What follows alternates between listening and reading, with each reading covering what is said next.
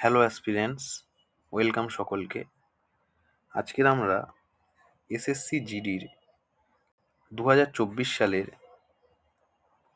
20শে ফেব্রুয়ারি shift 1-এ যে পরীক্ষা হয়েছিল সেখান থেকে গুরুত্বপূর্ণ জিকে কোশ্চেন্স এবং সেই রিলেটেড ইনফরমেশন আমরা এখানে আলোচনা করব। এর আগে আমরা একটা পিওয়াইকিউ সিরিজ করেছি, এটা আমাদের পিওয়াইকিউ সিরিজ। তোমরা সকলে ভিডিওটি দেখো। প্রত্যেকের যদি ভালো লাগে তাহলে প্রত্যেকে সাবস্ক্রাইব করো এরকম আরও ইনফরমেটিভ ভিডিও পেতে, এবং একটি করে লাইক অবশ্যই করো। তাহলে শুরু করছি।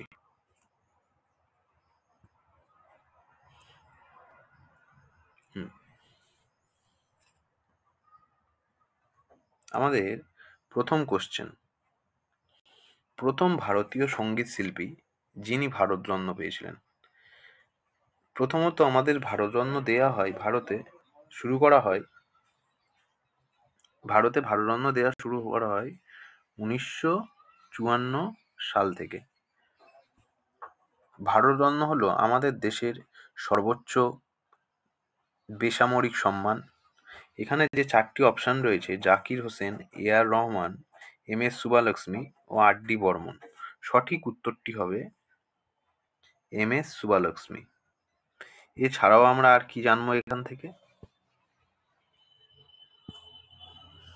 এম.এস. সুব্বালক্ষ্মী 1998 সালে ভারতরত্ন পেয়েছিলেন।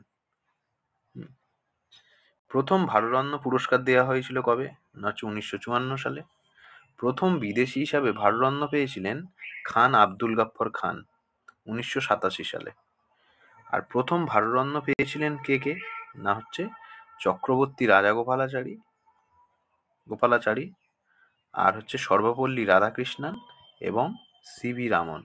এছাড়াও আমরা আরও কিছু ইনফরমেশন এখান থেকে মনে রাখতে পারি, যেমন হচ্ছে মাদার টেরেসা হচ্ছে 1980 সালে ভারতরত্ন পান। ওকে, আচ্ছা, রিসেন্ট আমাদের 2024 সালে 5জন ব্যক্তিকে ভারতরত্ন দেওয়া হয়েছে। 5জন ব্যক্তিকে 2024 সালে ভারতরত্ন দেওয়া হয়েছে। সেইগুলো কারা? না হচ্ছে বিহারের প্রাক্তন মুখ্যমন্ত্রী কর্পূরী ঠাকুর, আর হচ্ছে সবুজ বিপ্লবের যিনি জনক ছিলেন, সম্প্রতি প্রয়াত হয়েছেন, এম.এস. স্বামীনাথন। 1991 সালের ভারতের প্রধানমন্ত্রী ছিলেন যিনি পি.ভি. নরসিংহ রাও, আর আরেকজন ভারতের প্রধানমন্ত্রী ছিলেন চৌধুরী চরণ সিং এবং লালকৃষ্ণ আডবাণীকে। এই 5জন ব্যক্তিকে 2024 সালে ভারতরত্ন দেওয়া হয়েছিল। ওকে, থ্যাংক ইউ সকলকে। নেক্সট কোশ্চেন, ভারতীয় সংবিধানের চতুর্থ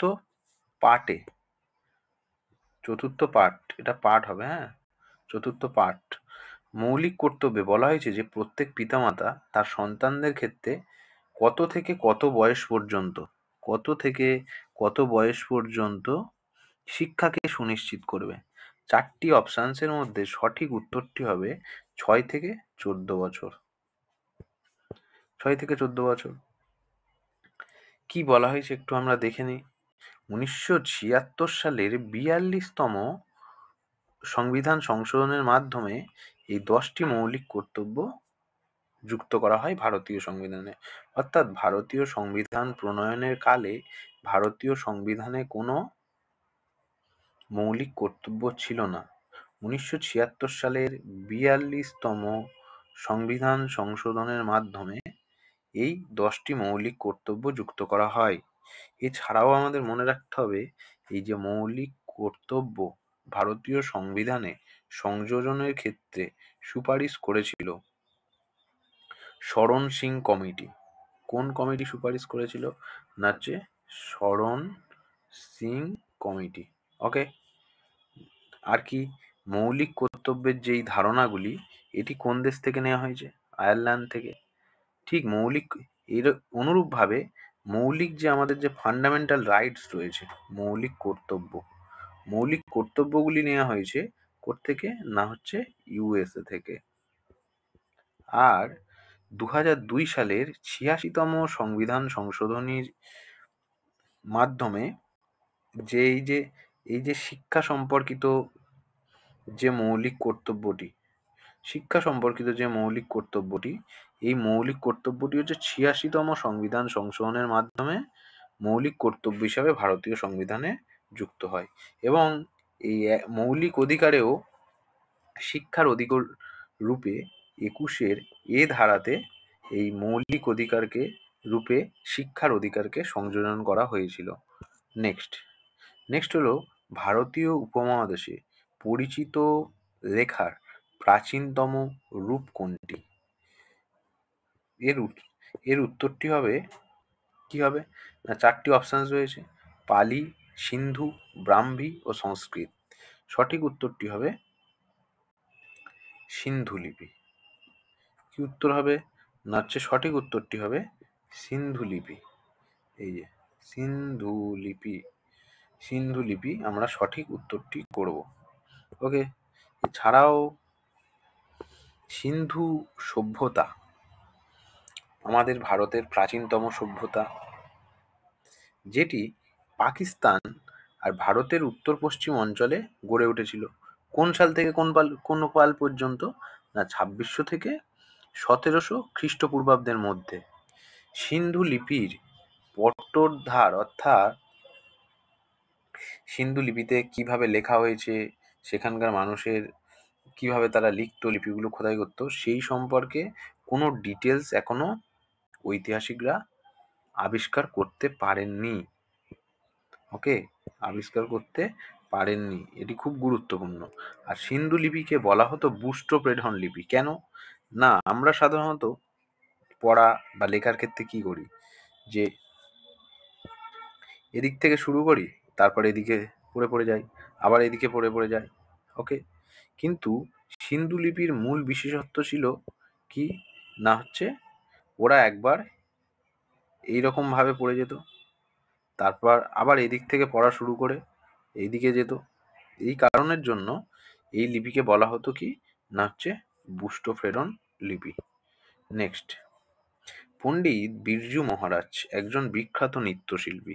তিনি কত্থক, কলকা বিন্দা ড্যাশ ঘরানার অন্তর্ভুক্ত ছিলেন। 4টি অপশানস হলো লখনৌ, হায়দ্রাবাদ, আগ্রা, গোয়ালিয়র।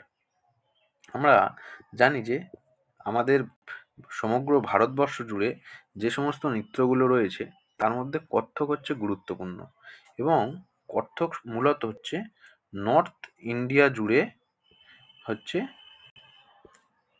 বিস্তারিত। ওকে, এবং নর্থ ইন্ডিয়ার যদি কোনো স্টেটের কথা উল্লেখ করতে হয়, তাহলে আমরা প্রথমেই উল্লেখ করব উত্তরপ্রদেশের কথা। ওকে, তাহলে এখানে সঠিক উত্তরটি হবে উত্তরপ্রদেশের লখনৌ ঘরানার অন্তর্ভুক্ত ছিল এই কত্থক নৃত্য। ওকে, কোথাকার ঘরানার উল্লেখযোগ্য ছিল না, লখনৌ ঘরানার কলকা বিন্দা অন্তর্ভুক্ত ছিলেন বিরজু মহারাজ। এছাড়াও আমাদের সমগ্র ভারতবর্ষ জুড়ে যে সমস্ত নৃত্য চালু রয়েছে বা যে সমস্ত নৃত্যের প্রচলন রয়েছে, তার মধ্যে 8টি নৃত্যকে আমরা শাস্ত্রীয় নৃত্য বলি। সেই শাস্ত্রীয় নৃত্যগুলো কি কি না, ভারতনাট্যম, যেটি ভারতবর্ষের তামিলনাড়ু রাজ্যে রয়েছে। আর কি না, আর হলো কত্থক। কত্থক হলো ভারতের উত্তরপ্রদেশ বা উত্তর ভারত জুড়ে রয়েছে।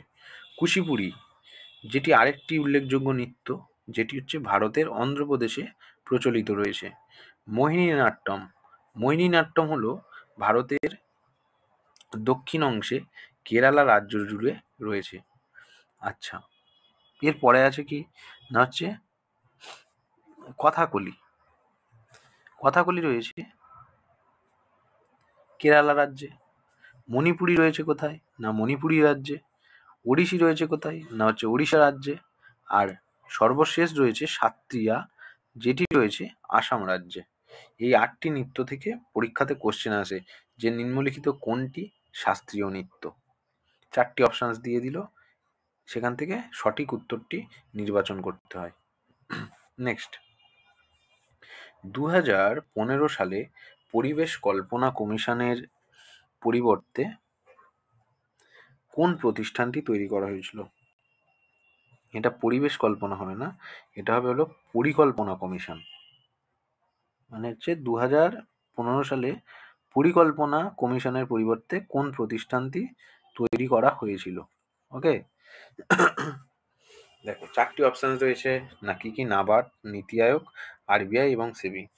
আমরা জানি যে ভারত স্বাধীন হওয়ার পরে কংগ্রেসের সময় গেলে ভারতবর্ষের উন্নয়নের ধারাকে এগিয়ে নিয়ে যেতে সমগ্র ভারতবর্ষ জুড়ে পরিকল্পনা কমিশন গঠন করা হয়েছিল এবং সেই পরিকল্পনা কমিশন প্রত্যেক 5 বছরের জন্য একটি করে প্ল্যান রেডি করত। যে প্ল্যানে কি বলা হতো যে আমরা কৃষিক্ষেত্রে কতটা উন্নয়ন ঘটাবো, শিল্পক্ষেত্রে আমরা কতটা প্রসার ঘটাবো, আমাদের দেশের আগামী 5 বছরের পরিকল্পনা কি হবে, এই নিয়ে এই পরিকল্পনা কমিশন তৈরি করা হয়, যার মূল উদ্দেশ্য হলো ভারতকে উন্নয়নের দিকে বা উন্নয়নে ত্বরান্বিত করা। কিন্তু 2014 সালে বিজেপি গভর্নমেন্টের নরেন্দ্র মোদী ক্ষমতায় আসার পরে তারা এই পরিকল্পনা কমিশনকে বর্জন করে বা বাদ দিয়ে নতুন একটি সিস্টেম চালু করে। এই সিস্টেমটি হলো নীতি আয়োগ। ওকে, নীতি আয়োগ। এই নীতি আয়োগের সম্পূর্ণ অর্থ হলো কি না, এই নীতি আয়োগের সম্পূর্ণ অর্থ হলো national institution for transforming India. আর এখানে একটা উল্লেখযোগ্য পয়েন্ট আছে না, এই নাবার্ড। নাবার্ড হচ্ছে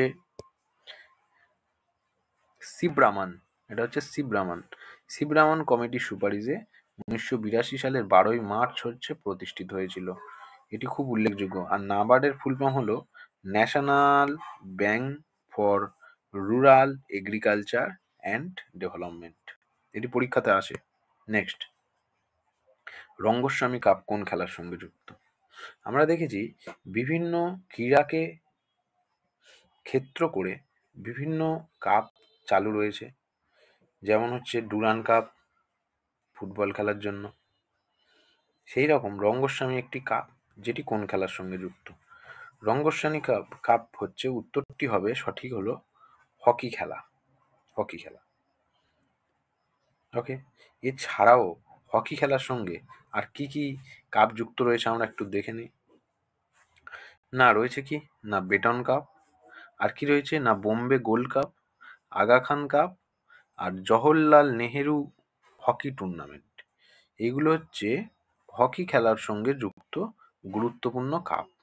নেক্সট, অর্থ সরবরাহে সর্বাধিক ব্যবহৃত পরিমাপ হলো কোনটি? অর্থের বিভিন্ন প্রকারভেদ রয়েছে, যেমন যখন আমাদের হাতে যে ক্যাশ টাকা থাকে সেই রকম একটা, তাকে এক ধরনের অর্থ বলা হয়। ব্যাংকে যে টাকাটা জমা থাকে সেই টাকাকে একরকম বলা হয়। অর্থের এই রকম ভাগকে মূলত 4টি ভাগে ভাগ করা যায়, M1, M2, M4 এবং M3। আর অর্থ সরবরাহের জন্য সর্বাধিক ব্যবহৃত পরিমাপ এখানে হবে হচ্ছে উত্তরটি না হলো M3। ওকে, নেক্সট, ভারতের প্রথম অর্থনৈতিক জনগণনা, যেটি লাক্ষাদ্বীপ ছাড়া ভারতের সমগ্র অংশ জুড়ে হয়েছিল, এটি কত সালে হয়? এর উত্তরটি হবে 1977 সালে ভারতের প্রথম অর্থনৈতিক জনগণনা হয়, যেটি সমগ্র ভারত জুড়ে হয়েছিল, কিন্তু লাক্ষাদ্বীপে হয়নি। আর লাক্ষাদ্বীপ হলো কি আমাদের একটা কেন্দ্রশাসিত অঞ্চল, যেটি আরব সাগরে রয়েছে এবং যার রাজধানী হলো কি কাভারাত্তি, আর যেটি হলো সব থেকে ছোট কেন্দ্রশাসিত অঞ্চল, যার এরিয়া মাত্র কত না হচ্ছে 32 কিলোমিটার 32 স্কোয়ার কিমি। 32 স্কোয়ার কিমি, এটি মনে রাখতে হবে। হ্যাঁ, লাক্ষাদ্বীপ সব থেকে ছোট কেন্দ্রশাসিত অঞ্চল। নেক্সট, সত্য সাধক সমাজের প্রতিষ্ঠাতা কে ছিলেন? সত্য সাধক সমাজের প্রতিষ্ঠাতা হলেন জ্যোতিবা ফুলে। জ্যোতিবা ফুলে 1873 সালে মহারাষ্ট্রে সত্য সাধক সমাজ প্রতিষ্ঠা করেছিলেন। আর কি, জ্যোতিবা ফুলের স্ত্রী, হ্যাঁ, জ্যোতিবা ফুলের স্ত্রী হচ্ছে সাবিত্রীবাই ফুলে ছিলেন একজন নারী আন্দোলনের প্রধান নেত্রী, যিনি মহিলাদের জন্য প্রচুর সংস্কারমূলক কাজ করেছিলেন। এছাড়াও আমরা কিছু সমাজ যেমন হচ্ছে যেগুলো এই সময় গড়ে উঠেছিল এই সমকালীন সময়ে, তাদের মধ্যে উল্লেখযোগ্য ছিল আর্য সমাজ। আর্য সমাজ যেটি হলো 1875 গড়ে ওঠে এবং এটি গড়ে তুলেছিল স্বামী দয়ানন্দ সরস্বতী। এছাড়াও 1867 সালে একটি সমাজ বা হচ্ছে এরকম একটি প্রতিষ্ঠান গড়ে ওঠে, যার নাম ছিল প্রার্থনা সমাজ, এবং এটি গড়ে তোলেন আত্মারাম পান্ডুরং। ওকে, নেক্সট। মেন্ডেলিভ যখন কাজ শুরু করেন তখন কয়টি উপাদান পরিচিত ছিল? আমরা মেন্ডেলিভ বলতে আমরা কি বোঝাই, যে মেন্ডেলিভের কথা মনে পড়লে আমরা হচ্ছে পর্যায় সারণীর কথা বুঝতে পারি। পর্যায় সারণী মূলত কি না, যেখানে বিভিন্ন এলিমেন্টগুলি তাদের বৈশিষ্ট্য, তাদের আচরণ এর উপর ভিত্তি করে পারমাণবিক সংখ্যা অনুযায়ী সাজানো রয়েছে। মেন্ডেলিভ যখন এই পর্যায় সারণীর ওপরে কাজ শুরু করেন তখন কয়টি উপাদান সকলের কাছে পরিচিত ছিল? এই প্রশ্নটি এখানে এসেছে। 4টি অপশানসের মধ্যে সঠিক উত্তর হবে 63, অর্থাৎ তখন 63টি উপাদান পরিচিত ছিল। নেক্সট, 2023 মহিলা সংরক্ষণ বিল অনুযায়ী রাজ্য বিধানসভা ও লোকসভাতে মহিলাদের জন্য কত আসন সংরক্ষিত করা হয়েছে? সঠিক উত্তর হবে 1/3 আসন মহিলাদের জন্য সংরক্ষণ করা হয়েছে। কোথায় না হচ্ছে লোকসভা এবং রাজ্য বিধানসভাতে। নেক্সট, বরস হিন্দু একটি উৎসব যেটি দীপাবলির ন্যায় বা দীপাবলির অনুরূপ, এটি কোন উপজাতিরা পালন করে থাকে? 4টি অপশন হলো ভার্লি ও কোকনা, সাঁওতাল, মুন্ডা, গোন্ড ও ভিল। সঠিক উত্তরটি হবে ভার্লি ও কোকনা উপজাতি। এরাই হচ্ছে এই বরস উৎসবটি পালন করে থাকে। এছাড়াও আর কি আমরা জানবো, ভারতের বৃহত্তম উপজাতি গোষ্ঠী হলো ভিল উপজাতি।